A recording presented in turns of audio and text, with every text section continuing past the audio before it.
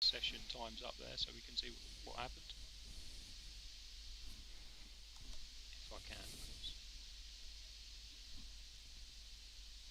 Oh, there And we then go. we're off for the grid. Oh, well, this is going to be fun. I've had no practice and no quali on this track. Start going. I've literally just got on. It's been one of those manic days today. For approximately 19 laps, there is a enforced pit stop. We've made the fuel tanks smaller on the radicals, so we'll have to take a pit stop. Fuel. We're expecting that to be around, I think, around lap 12, lap 14. Fuel's all set, 20 litres. Depends how they fuel save, really. Right. I mean, some of the guys in practice reckon they can take it all the way to their last lap, but we'll have to see. I reckon these Cheers. cars are going to be going a little bit faster. Good luck, everyone. In practice, so that means they're going to burn a little bit more fuel as well. So we're just waiting for everyone to grid up now. Shouldn't take too long.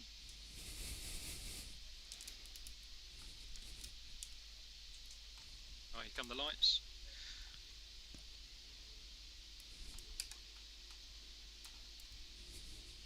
And it's green flag. We're off. Oh, there's a bit of touching in the top 5. Some mega starts. Oh, P1's gone a bit wide and touched P2. Knocked him down the order. He's lost a few spaces there. Yeah, looks like Ashley Jackson got knocked off at the back there as well. So we'll have to go back Sorry, and dude. look at that in a moment. Cole's had a mega start. He's managed to get himself up to P2 and he's challenging the leader. He's diving up the inside. Oh. Just didn't have enough now. Flying down the back straight. Yeah, we're on Carl at the moment. I think he was going for another majestic Martin move into that Atwell turn there, but he's right on him coming into the hairpin. We've got Charlie defending the inside here, going into the hairpin. He's managed to hold off the advances of Cole there. It's all very tight behind as well. I think we'll find that's actually James in front at the moment. Charlie right. down in 4th place. Yep, sorry, that's my bad. The relative's a bit all over the place for me at the moment. You know it's James from the helmet he's got. I think it's the Queen. Yeah, we've got royalty in the car. Okay, right, if we just have a look back, it looks like a couple of the guys went off in that first lap. So as they come through to the end of the first lap, I'm just going to go back to the start and we'll have a look at what happened to Ashley there. So just as they cross the line, we've got Armstrong in P1, Carl in P2, Nicholas Allen in P3. Here we look at the replay, going into the first corner, we're 4 wide. There's a bit of contact at the front. Oh, and Ashley's had a spin and he's taken someone out with him. That's unfortunate on those cold tyres. I think that's Damien Gee that he's taken out there, who's been really unlucky really the last couple of league races he's raced for us. Right, let's head back to the lead then. So we've got this battle going on here with James Armstrong out in first. We've got Carl Cranswick in second and Nicholas Allen in third. And Charlie Bebb in fourth, who's actually just dived up the inside of Nicholas, who outbraked himself into the hairpin. Oh, that's tight going through Revolver. I think he's through. It's not the easiest place to overtake.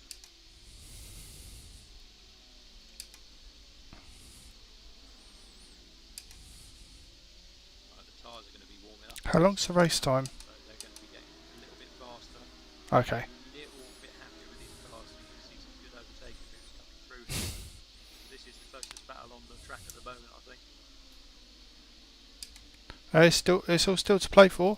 Pit early. Two or three Did you? cars in the pits already at the moment. I'm assuming they've taken damage and they're going to have their fast repair, get back out on the track and try and gain some positions back as quickly as they can.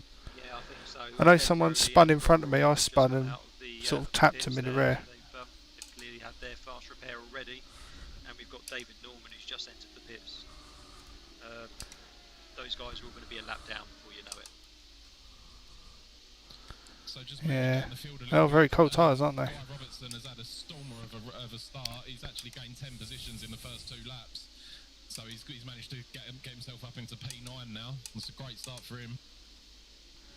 Oh yeah, brilliant. I think he's been helped there by a couple of cars going off in front of him at the start there. going past the back marker there of Ben Brody as well. No one near him. He really is all out alone. Hopefully he'll get some good time there. So it Ooh. looks like at the moment the main Close. loser from the start is actually Charlie Bebb. He's lost 4 positions. He's now in P5. And that is a very, very tight battle all the way P13, down to not bad, not P7 bad. At the moment, everyone's kind of within a couple of seconds of each other. No, definitely. It's a good train to see. A lot of these guys are going to save a little bit of fuel here with the slipstream you can get off the back of these cars. They only go 170 miles an hour, but they really do pull each other along. I think Charlie, what happened there was he probably had a bit of nerves. He was right on pole and he outbraked himself into the first corner and he then touched the grass and he just lost all his momentum and allowed the guys in first through third to get him. Ah, no! I think now he's Get down back to round! fifth as well, with Dan going past him in the last lap. So just moving back up to the leaders now. Carl's hanging on to James's coattails really well, actually. I think he's just waiting for an opportunity or hoping that James throws it off the track. Yeah, I think so. I mean, I think this car plays quite well into Carl's strengths. He's normally a F3 guy, and he's dabbled in the LMP2s as well. So this radical's not going to be too far away from what he's used to. James, on the other hand, races pretty much everything and races pretty much everything very, very well indeed. He's not used to not being in the top couple of places, so I'm sure he's more than confident to hold off Carl for a long period in this race. It could come down to pit stops.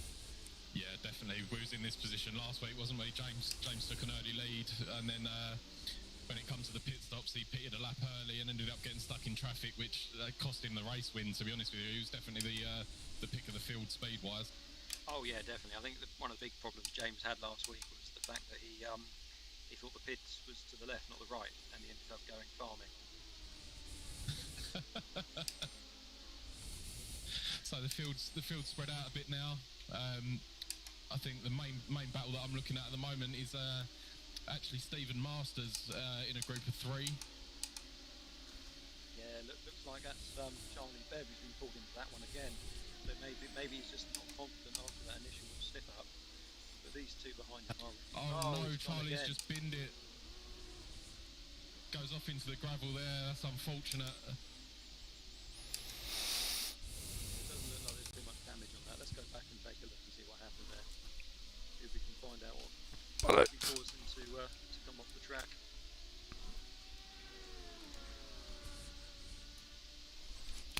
We watched the two. Get back on track! Here we go. So he's coming down. He's just hit a bit of grass. Look on the outside there, and it's just spun him round. That's the problem with these cars. You don't need too much grass, and right around. There's nothing you can do. So he'll recover. He'll be all right. So just moving back to Stephen Masters at the moment. He's now up in P6. He's got David Lowison now chasing him down in the So about that, dude. absolutely fantastic Ghostbusters livery. Yeah, you won't catch him in any other livery. It's a fantastic one. He has on all his cars. You can definitely spot him. And you'll notice there that Guy Roberts is slowly catching them in the background as well.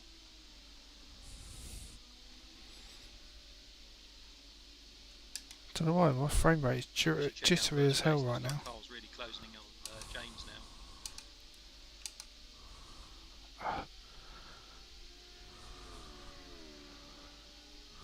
Yeah, so they're both lapping within a tenth of each other at the moment, and they are considerably quicker than most of the rest of the field at the moment. So this could be a race-long battle. This one, we're on lap 7 at the moment of about 19. So it's going to be interesting to see how this plays out.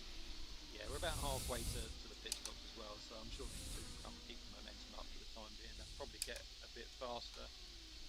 I can see that James has just gone into the 124s on his previous lap as well, so he's definitely keeping the pace up. But Carl's behind him. He did a 25 day last lap.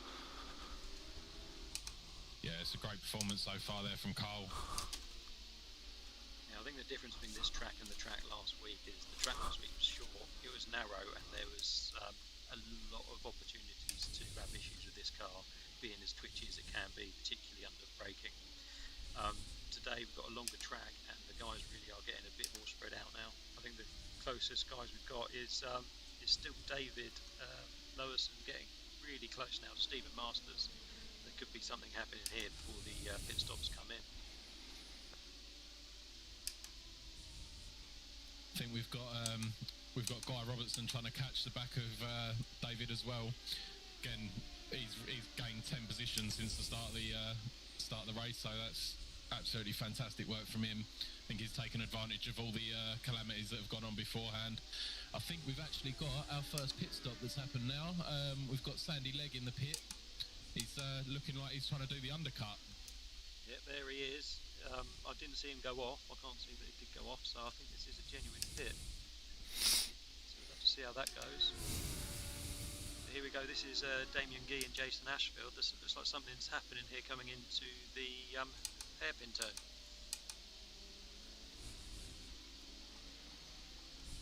Oh, that's very, very strong bit of defending there from Damien. Completely shut the door on him there. Absolutely nothing wrong with it though. A lot of damage on the back of both those cars. They've clearly been fighting a little bit already. That's what you were saying at the beginning of the race, Paul. Get on the brakes a bit too late in that corner, as Jason did. Oh, so did. Really lose your braking point and miss the turning. Yeah, it's the old thing, isn't it? You feel like you've not broken enough, so you put more brake in, and then you lock the front wheels and go sailing through the corner anyway. Yeah, you're not turning when you've locked those wheels up. So we've got James, who's just set the fastest lap as well. He's on a 1:24.75 here. So this is faster than most of the guys are going in practice as well. So the track's really coming into it now.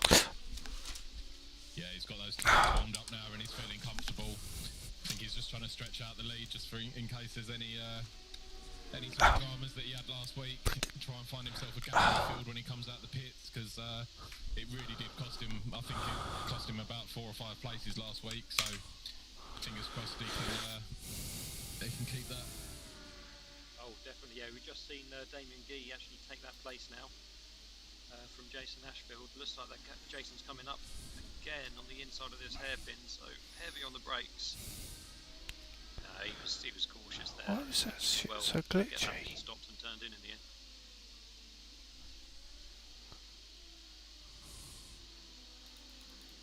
Correct me if I'm wrong, but I think Damien's actually the Martini livery, so he's actually lost that place by the looks of it to Jason.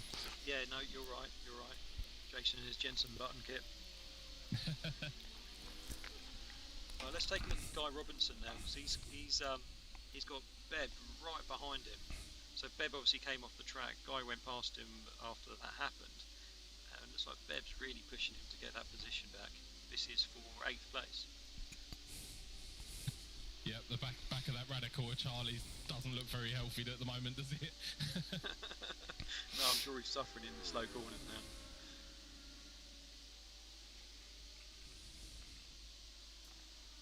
I'm sure he's measuring up for this hairpin at the top of this straight. Let's follow him through on the gyro and see what we got.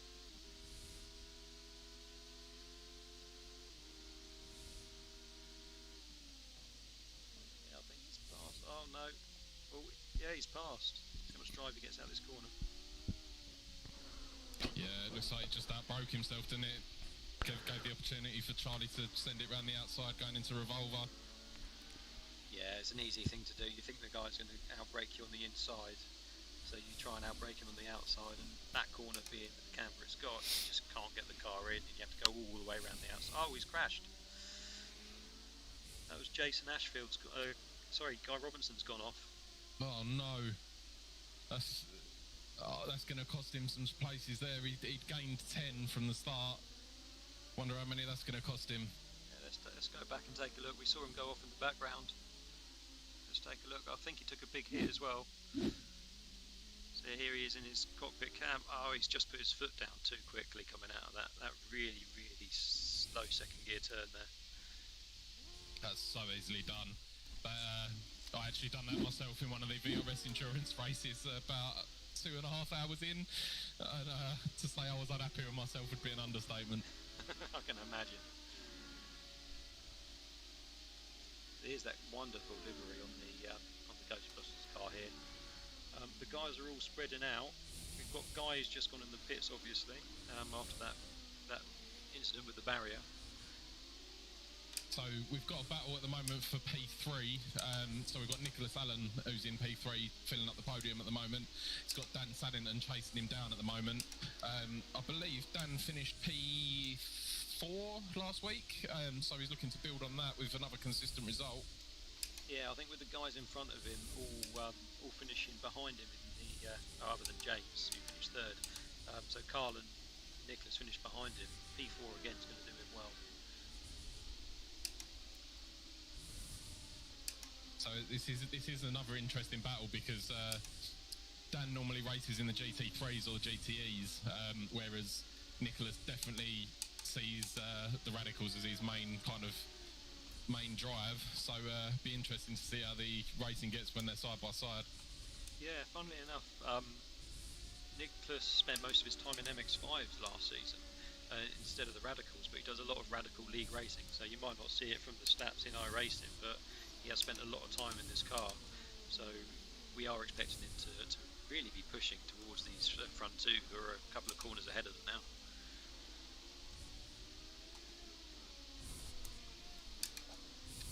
So I've just seen Cole's just put in another fastest lap for himself.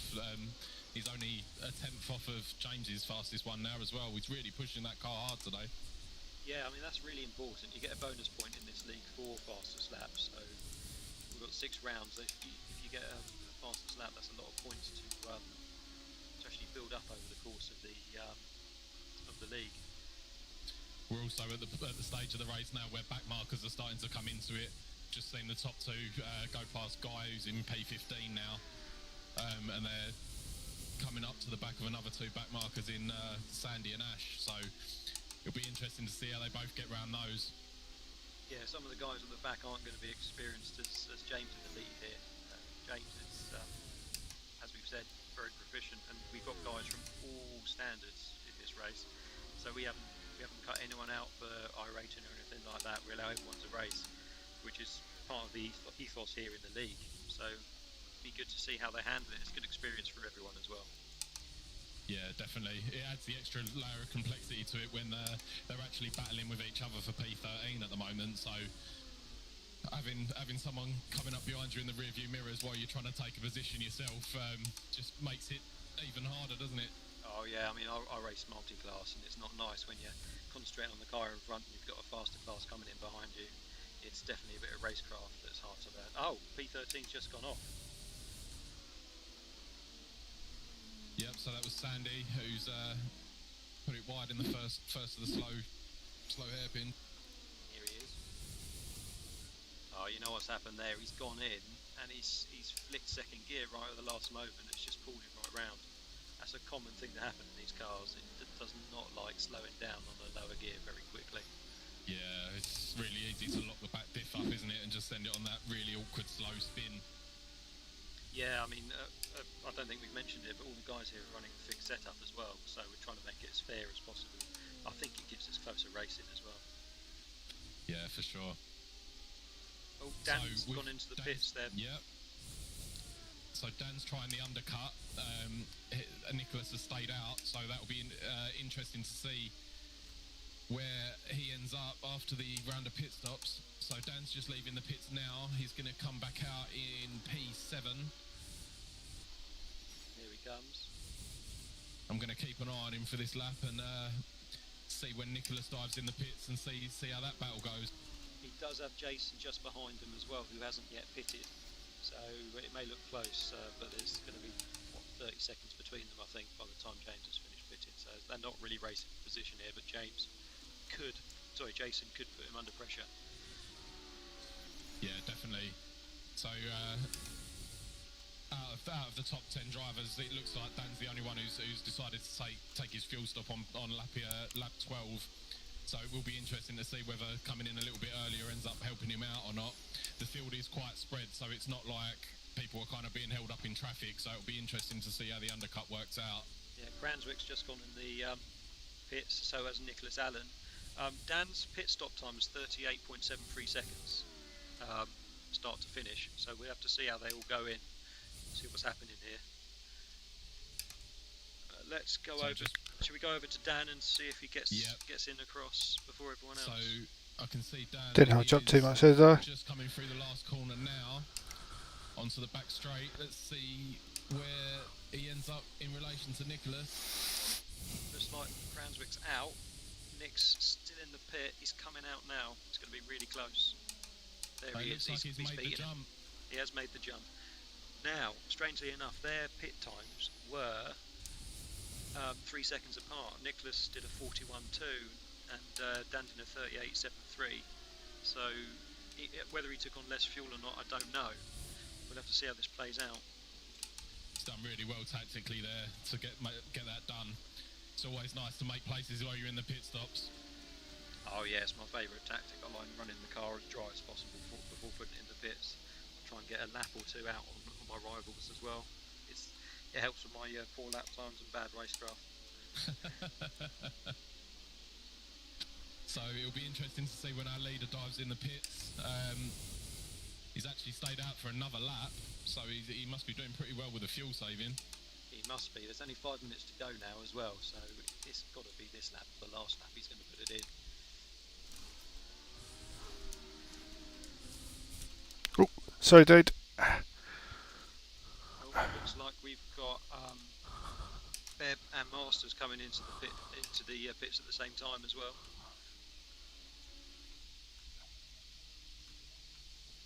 Just gone over to James as well. He's coming into the last corner again.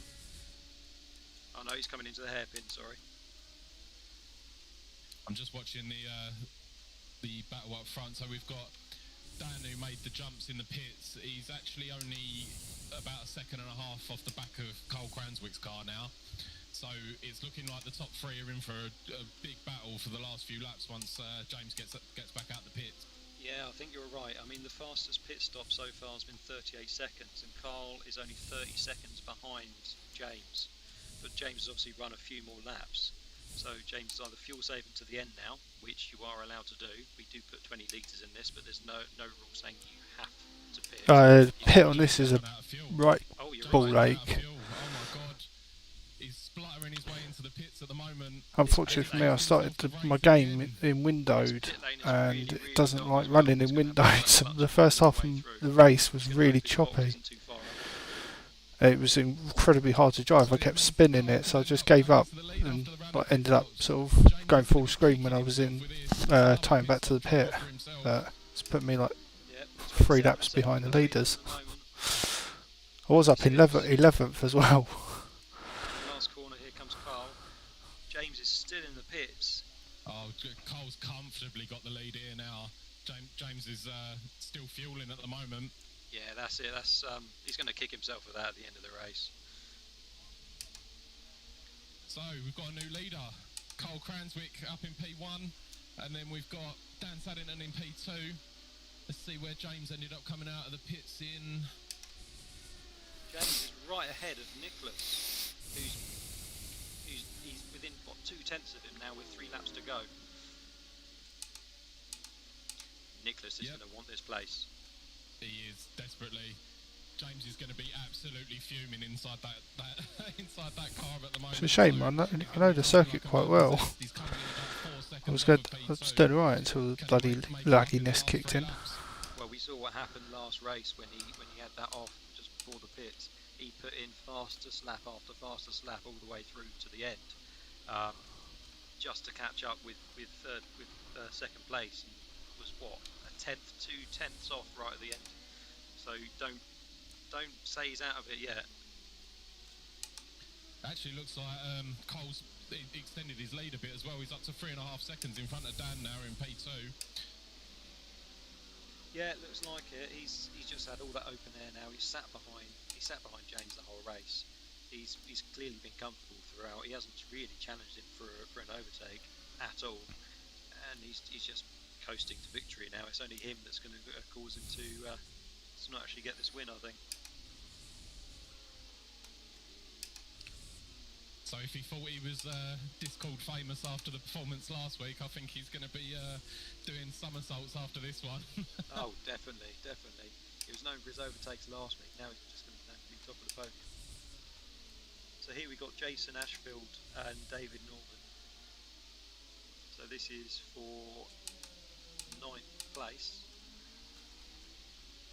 Looks like we're going to have an overtake here. It's a hard place to overtake that. That's 4th gear, that corner. You're flat out.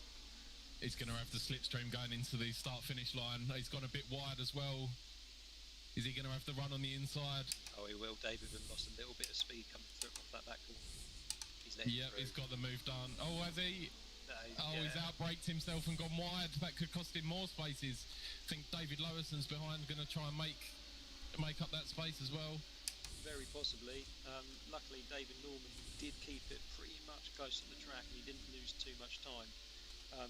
David is 22 seconds behind though. Let's head over to Stephen Masters because he is up in 5th and he's got Charlie B right behind him who's having another recovery drive of his own.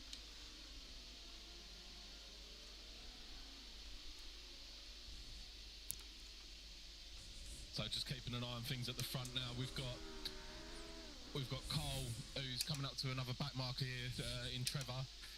He's got a 2.1 second lead over Dan in 2nd, who's got another 3 seconds in front of James in P3. Yep, but so we've hit the 25-minute mark now. So the next time they come round, it's going to be the white flag. James did drop a lot of time in that last lap, so I don't know what happened because, sorry, the previous lap, because he did just do a 24.5, which is the fastest lap of the race as well. So he's definitely getting a bonus point unless anyone can beat that, but no one has been near that time yet.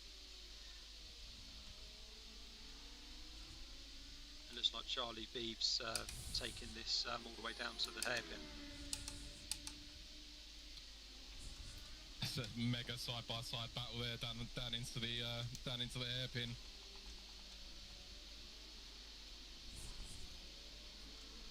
Got him. Yep, he's got it done. Nice clean move there from Charlie. Yeah, he's had a few like that today. So we've got Cole crossing the line now to start the final lap. That's actually that is the final. That's it done. That's checkered flag. That's checkered flag. It's a P1 result for Cole Cranswick. Absolutely fantastic result for him there.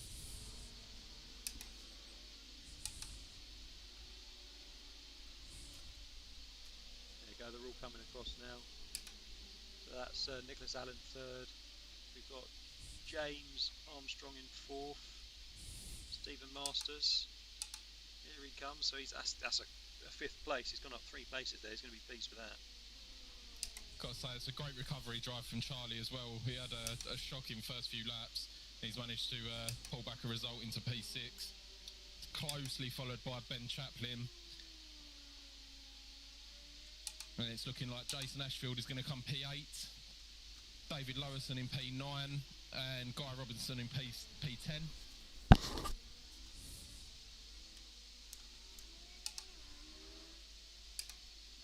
I think that's pretty much it. I think David Norman's been that now, so that's it. We'll get the classified up in just a moment. What do you think of that race there, Paul? Absolutely fantastic race. We've seen it all again, haven't we? We've seen incidents. We've seen brilliant pit stop strategy. We've seen P1 run out of fuel. What else could you ask for, really? Well, yeah. I mean, it's been everything you want from a race. We thought we had another clear winner here in James, and just like last week, it's pit troubles that have really cost him. Yeah, he really needs to start nailing those pit stops. It's literally cost him 2 race wins now. We're only 2 weeks into the season. He could have had 2 P1s, which would have put him a good number of points clear at the top of the league, but it certainly makes it wide open now at this point. Oh, definitely. I think that just goes to show it's not about your raw pace. You have to be able to keep the car on the track, and you have to know how your strategy is going to work out across the whole period of time you're racing.